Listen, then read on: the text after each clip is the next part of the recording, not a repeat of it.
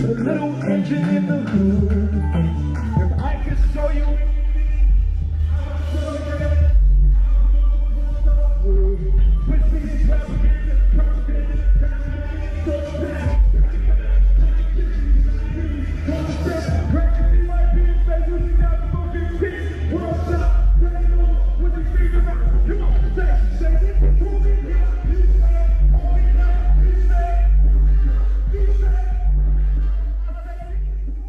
Sir, you have had, man, one heck of a year. Yeah.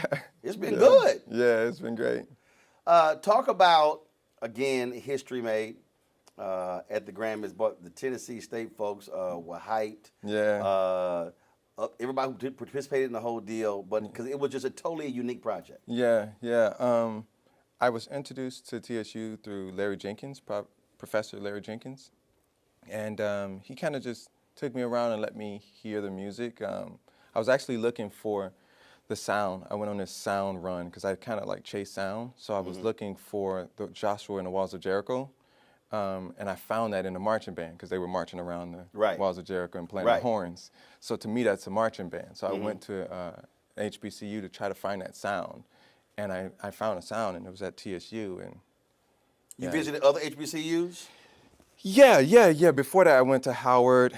I went to, Alabama A&M, like a bunch of schools. But you knew in your head the exact sound you were looking to hear. Yeah, and Professor has a really unique sound when it comes down to arranging. So it was really like, let me find the real sound of HBCUs. Right. And they really brought it to the table, and I was able to record, and Dallas Austin kind of taught me how to record marching bands because he did drumline. Right. So I took that information, went there, slept there, everything, in the band room, right? Wow, really? Yeah. How long were you there? Almost a year. Yeah, almost a year.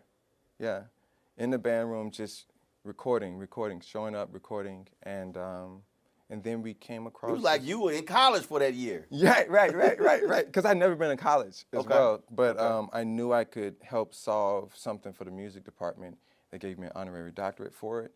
And from there, we got the Grammy, and now we're headed toward the next Grammy by bringing 10 HBCUs and creating an HBCU symphony that will actually hire students. Actually, one of the TSU students is outside right now. He plays trumpet. He's now on tour with me. I heard him playing out there. Yeah, he's on tour now. So straight from school to being a hired musician, and I want to do that for as many musicians as possible, and then we can score films. So HBCU Symphony is a new organization that I'm starting. So I'm learning how to do 501c3s and unionizing symphonies and endowments and all of that sort of stuff to turn it into a full symphony that can do black films like Tyler Perry or Will Smith or all Now was that born out of this experience, or did you already have that vision before you even started this? I didn't. When I did TSU, I felt so bad because they were online and everybody was like, oh man, we didn't win a Grammy. Like, oh, my school didn't get that. Or, I wish he had to come to my school. And I know how important it is for musicians to not put their instruments down after school. Right. You usually have to put your instrument down after marching band and then go and find a real job. Right. Well, in this case, we'll be able to hire them like we're doing with Kurt right now. So, yeah. That's kind of the goal. See, the thing that I think was awesome about that is I always talk about intentionality. Yeah. Meaning you start off with, this is what I want to do. Yeah. So when you said I'm looking for a sound, you could have went from a sound standpoint. You could have went to any number of PWIs. Yeah. Or whatever. But you were like, no. There's a certain thing I'm looking for, and so you were intentional in saying, no, I want an HBCU sound. Yeah. And then even within that one, I want a certain sound within the HBCU sound. Yeah. I mean, the symphony of the HBCU sound is the marching band. Right? Because when we go into, the parties or whatever, or the games, everything is surrounded around the marching band, the drum major, and all of that, right? So the majorettes, it's a really important part to African American history. And I knew I wanted that sound. You couldn't get that at a PWI. It had to be HBCU. And then, so this HBCU symphony, have you had conversations with folks in the movie space about this? and Yeah. and saying, hey, you're scoring films here, like you're doing it already. Yeah. Here's a great way to do it, and you are truly impacting and helping black students in HBCUs. Yeah, I've had a conversation with a few, but the goal is to make the best music Right. as much as possible. So it's like score. Well, the name of the album is The Now Testament, so I'm trying to score what's going on in our previous time by referencing the Old and the New Testament. Right. So the Now Testament has this sound. So score the sound from the Clotilda in Mobile, Alabama, the slave ship, Yep. the last slave ship to America, all the way up to February when the Grammy hits, or when we do Mardi Gras, because we're playing for the Queen of Mardi Gras. So like this black sound will the symphony will take you through from the Clotilda to Mardi Gras next year, and you'll have this sound and this big performance, and these 10 HBCUs come together, and then we create that sound, right? Then we go to films. We did get an offer from Bungalow and a few other people to jump in and create a documentary series around it with Hulu and all of that sort of stuff. But the goal is to first just create the sound and make sure that it resonates with the culture of gospel. I'm going to let Tyler know. Right. That would be amazing. That would be amazing. Down? Yeah, because I mean, then he can, use so many students and give them a chance to really get their chops up. Like kids were changing their Instagram page saying, Grammy Award-winning trumpeter. Absolutely. You know what I mean? And that's true. They're on this Grammy Award-winning album. Yeah. And they got their Grammy. If you want it, you want a Grammy. Right. You Grammy Award-winning. Right. And the reason why we went for that is because, in the world of music, that's very important. Yeah. So to set that standard, and Fisk had already done it the year before with the Jubilee Singers, but we knew that if we did it in a way that gospel could really relate, as far as HBCUs, marching bands, all the, playing fields, they were playing against Jackson State in that big stadium, and they're playing the album. So have you already picked those 10 HBCUs? Yeah, so we have Philander Smith, we have, Jesus Christ, Wilberforce, we have— Out of Ohio? Alabama A&M. Okay. North Carolina A&T, All right. North Carolina Central. It's just it's a lot of Fisk. We just recorded with the Fisk Marching Band. See, now you pick 10, so that means you're going to have about 97 folks now mad, yo, man. well, as much as I possibly can pull it off, put them together so that it's no longer a battle. Right. The thing is, we battle against each other, and we're not actually building together. So instead of battling, let's play together and break the Guinness World Record for the largest African-American performance. So that's the goal at Mardi Gras, to really have that many kids playing at one time and making an album and making a statement. Now, in I the know world. one of those 10 from Louisiana. Oh, yeah. Absolutely. Yeah. You ain't trying to get cussed out at home. No. So Mardi Gras originally started Mobile, in Alabama. Mobile, Alabama. Oh, I know. So we're gonna go to Mobile, have the big dresses, the whole thing, and it's gonna be The Mobile people really get mad when people keep talking about New Orleans. And they act like Mobile, no, this thing started here. Right. Mobile people take it real personal.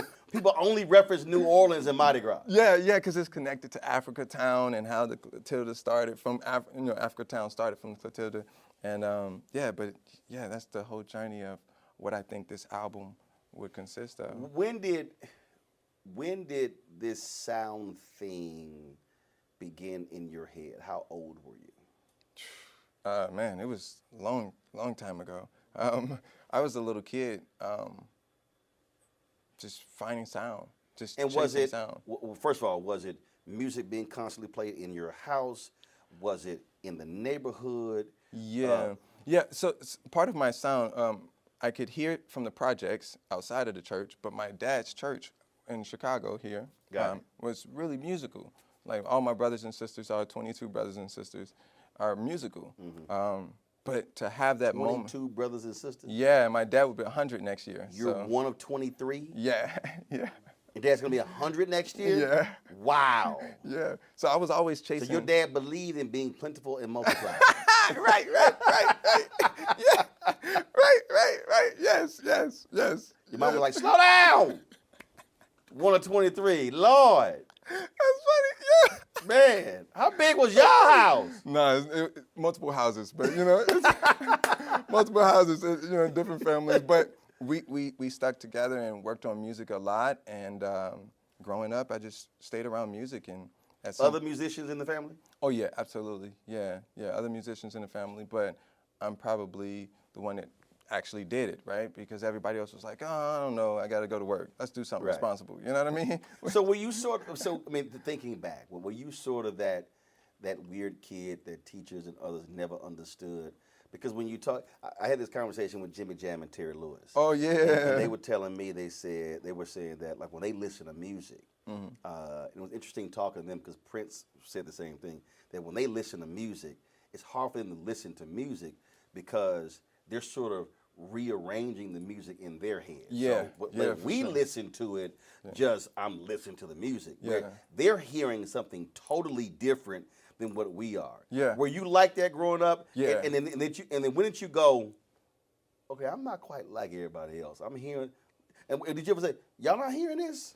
Well, yeah. So I mean, at 11, I really dived in because my dad died, so I had to really focus in on what I wanted to do in life, right? 'Cause it was either going to be in a gang or music, because I wasn't really that good at school. But I started working on it and kept working on it and kept working on it, and I was driving Lyft and playing my music for people. And then as I kept going, I took my Lyft money. I was homeless at the time, so driving Lyft, homeless, playing my music for people, and they would go like, oh, I kind of like this, I kind of like that. So they start kind of tweaking my sound for me. And then from there, I signed a deal with Atlantic and then opened up for Beyonce and then met Jay and then just kept going. And it just blew up. Tony Bennett, yeah, Chance the Rapper. Just kept working with a bunch of people, Jay Ivy, like a lot of people. And yeah, so now it's just the sound of everything. But I actually don't listen to music. I don't listen to anybody's music. Like, Donald Lawrence is my, mentor. Right. And of course, he was over the whole music program. But I don't know a lot of his music because I don't allow myself to put other textures on my palette. So I have to kind of Wow. Yeah. So See, I think a lot of people really don't understand that concept. yeah. I remember when I had a Sunday morning show on TV One. My producer, he kept sending me notes on Monday and Tuesday, what was on Meet the Press and Face the Nation, and this week, and I was like, "Yo, Jay, stop." Yeah. I said, "I don't watch those." Yeah. I said, "We ain't doing what they doing." Yeah, because it's on your subconscious. So don't send me notes. I'm not trying to do what they do. Yeah, no. And I literally wouldn't watch.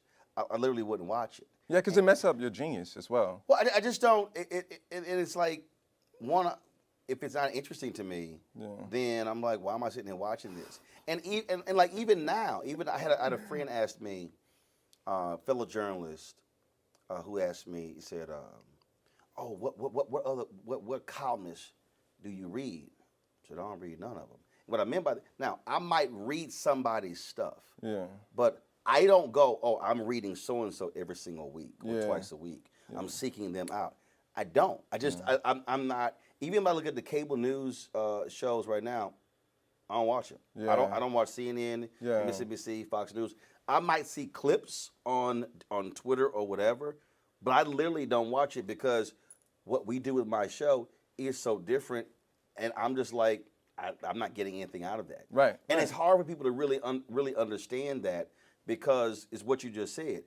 You will subconsciously pick up on what somebody says. The next thing you know, you're parroting what they say and do, and not just sort of flowing in your own gifting than how you want to see the world. Yeah, exactly. So that's part of it. And the reason why is because I was digital marketing and music at Leo Burnett.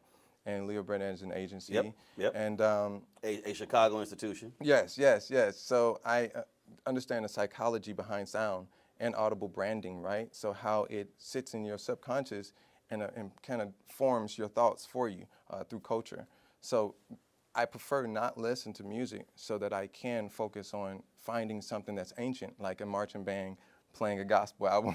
You know what I mean? That's kind of going back to your roots in a way, and the opposite of where everybody else is. Do you? So I'm curious by that because remember I was in St. Kitts. It was we were heading for this boat ride, and I heard this song, and I had to immediately go Shazam it, and I couldn't Shazam it. I couldn't bring it up. I couldn't bring it up, and so then I recorded it so I could Shazam it later. Yeah. And first of all, the reason I love Shazam is because when Shazam came up with when it was created, you could, because I might hear a song and I might sit here and I'm like listening. So then I would remember like 4 or 5 lyrics. Yeah. And then I would go to Google and Yeah. then type in those words and then try to figure out what the song was. Right. I just love music like that because Yeah. I played cornet in elementary school, bass baritone Nice. horn in middle school and high school, and so so you hear something you're like, Wow. Yeah. you hear something you're like, okay, who's that? And then and so then like I might walk over and I'll be somewhere and I'm like Shazamming something. Like, what you doing? I'm like, I'm trying to figure out what the song this is. Yeah. So for you, how do you walk through this world when you're in airports and when you're just anywhere? Do you hear something and you go, interesting, and then does your brain start sort of processing that and going, okay, that could be, and then next thing you know, just that sound just takes you on a journey somewhere. Yeah. But most of the time I try to ignore places that play music. No, I don't even mean music.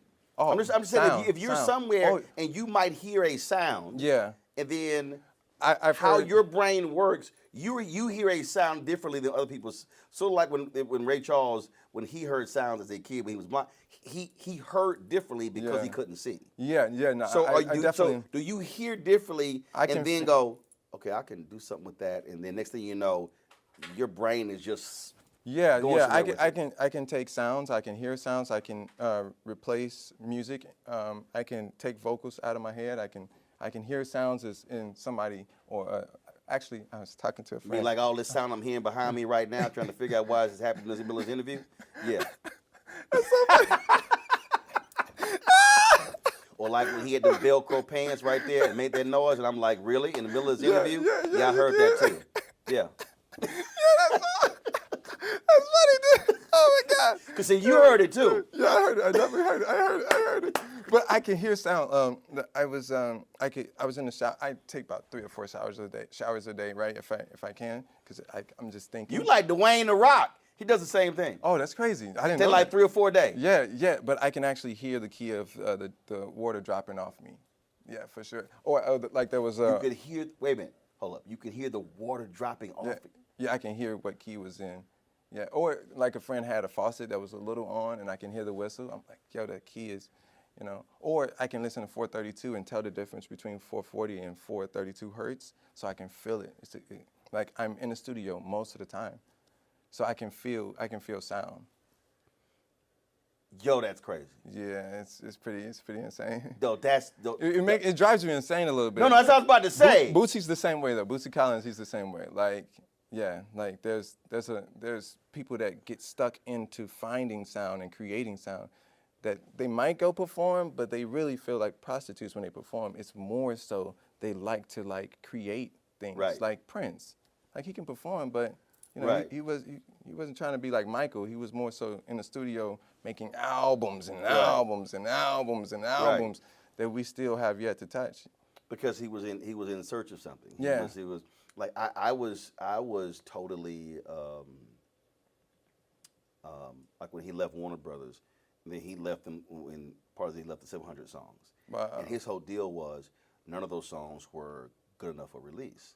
And one of them I just love called "It's About That Walk." I love the song, and I'm like, and it was crazy because when he died, George Lopez was a good friend of his, and I met him 2 or 3 times. I met Prince twice.